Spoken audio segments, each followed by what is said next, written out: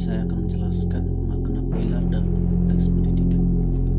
Dalam sistem pendidikan, makna pilar diibaratkan sebagai tiang penyangga utama atau landasan kokoh yang menopang seluruh bangunan pendidikan. Sebagaimana bangunan akan roboh tanpa tiang yang kuat, pendidikan tidak akan mencapai tujuan tanpa dasar yang jelas dan bernilai. Pilar berfungsi sebagai pegangan acuan dan penguat agar arah kebijakan, kurikulum, hingga interaksi di dalam proses pendidikan tetap konsisten dan tidak tergerus perubahan zaman. Di Indonesia, ajaran Ki Hajar Dewantara dijadikan pilar utama karena memuat nilai kearifan lokal yang relevan untuk membentuk manusia seutuhnya. Bukan hanya cerdas secara intelektual, tetapi juga matang secara karakter dan budi pekerti. Tanpa pilar ini, pendidikan hanya menjadi transfer pengetahuan semata dan kosong dari makna kemanusiaan. 2. Prinsip dasar pendidikan Ki Hajar Dewantara. Ada 3 prinsip dasar yang dirumuskan beliau yang menjadi pedoman peran pendidikan. Pertama, Aik Rakso Sung Tulado, artinya di depan memberi teladan. Pendidikan harus menjadi contoh nyata dan sikap, tutur kata, dan perilaku. Apa yang diajarkan harus selaras dengan apa yang dilakukan, karena keteladanan adalah cara mengajar yang paling kuat dan melekat. Kedua, Aik Matya Mangun Karso, artinya di tengah bangunan. Semangat dan inisiatif. Pendidikan tidak boleh mendominasi atau mengaruhi terus-menerus, melainkan berposisi di tengah peserta didik untuk memotivasi, membangkitkan rasa ingin tahu, serta mengembangkan potensi dan kemajuan belajar tumbuh dari dalam diri siswa sendiri. Ketiga, Tutwuri Handayani, artinya di belakang, memberi dorongan dan dukungan. Pendidikan memberi kebebasan, ruang bagi siswa untuk berkreasi dan bergerak mandiri, namun tetap hadir di belakang layar untuk mengawasi, mengerahkan dan memberi semangat agar siswa tidak tersesat dan bisa tumbuh maksimal sesuai potensi. 3. Analisis relevansi dan tantangan di era digital. Prinsip ini justru semakin relevan di era digital, namun penerapannya menghadapi tantangan besar jika dari 4 aspek berikut. Pertama, pembelajaran daring. Secara relevansi, prinsip ini mengubah peran guru dari pengajar menjadi fasilitator guru, memberi teladan cara belajar yang disiplin dan rapi lewat gawai atau Aik Rakso, memfasilitasi diskusi dan tugas kolaborasi di ruang maya, serta memberi kebebasan siswa mengakses materi sambil tetap memantau kemajuan atau tutwuri.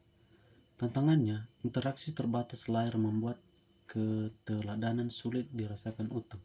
Semangat belajar sering turun karena rasa kesepian, dan kesenjangan akses membuat pendamping sulit merata. Contoh nyata, banyak siswa mematikan kamera saat pelajaran daring, sehingga guru sulit membangun hubungan emosional dan mengetahui apakah siswa benar-benar memperhatikan atau tidak. Kedua, literasi digital. Relevansinya sangat tinggi. Guru wajib menjadi teladan dan memilah informasi, membedakan fakta dan hoaks, serta beretika bermedia atau Ignarso Guru juga membangkitkan semangat siswa untuk berpikir kritis dan berkreasi konten positif. Lalu membimbing siswa menjelajah internet agar aman dan bermanfaat atau tutorial yang dayani. Tantangannya, banyak pendidik sendiri belum mahir literasi data, sehingga sulit menjadi teladan. Arus informasi terlalu deras dan cepat. Pengaruh tren media sosial seringkali lebih kuat daripada ajaran sekolah. Contoh, siswa mudah menelan berita bohong atau meniru bahasa kasar di media sosial karena merasa itu hal biasa, padahal bertentangan dengan etika. Ketiga, karakter peserta didik. Prinsip ini adalah tameng, utama pembentukan karakter, tuturi handayani, mengajarkan tanggung jawab saat siswa bergerak bebas di dunia maya. Tantangannya, di dunia maya identitas bisa disembunyikan sehingga nilai kejujuran, sopan santun, dan tanggung jawab sulit dipantau. Kebebasan sering disalah artikan sebagai bebas tanpa aturan.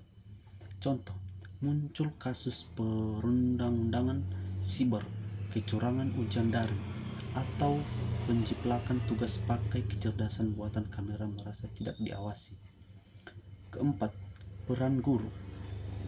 Prinsip ini menurut guru bertransformasi, tidak pintar materi, tapi juga mahir teknologi dan pandai menjaga hubungan. Tantangannya, beban kerja bertambah berat. Guru dituntut serba bisa, namun dukungan pelatihan dan sasaran belum merata. Seringkali guru sibuk mengejar administrasi hingga lupa menjadi pendamping jiwa. 4. Refleksi. Pilar sebagai jawaban masalah pendidikan nasional. Jika kita lihat persoalan pendidikan nasional saat ini, mulai dari krisis karakter, rendahnya kemampuan berpikir kritis, pembelajaran yang masih pasif, hingga kebingungan menghadapi dampak teknologi. Jawabannya sebenarnya sudah ada dalam pilar ajaran Ki Hajar Dewantara ini. Pertama, masalah degradasi karakter dijawab lewat Aikrak Sosung Tolado. Pendidikan karakter tidak cukup hanya diajarkan lewat buku. Jika setiap pendidikan, pemimpin sekolah, hingga pembuat kebijakan mampu menjadi teladan yang baik, maka nilai-nilai luhur akan terserap alami oleh siswa. Krisis teladan adalah akar masalah dan memperbaikinya dimulai dari keteladanan kita sendiri. Kedua, masalah pembelajaran yang membosankan dan pasif dijawab lewat Hikmatia Mangun Karso. Selama pendidikan masih berpusat pada guru yang berceramah satu arah, kreativitas siswa tidak akan tumbuh. Pilar ini mengingatkan kita untuk mengubah fokus dari guru mengajar menjadi siswa belajar, di mana guru hadir, membangkitkan semangat dan rasa ingin tahu. Ketiga, tantangan era digital dijawab sempurna oleh prinsip tuturi handayani. Kita tidak perlu melarang siswa memakai gawai atau internet, karena itu tidak mungkin. Yang perlu dilakukan adalah berdiri di belakang mereka, memberi dukungan dan mengarahkan agar teknologi digunakan sebagai alat penunjang kemajuan, bukan alat merusak.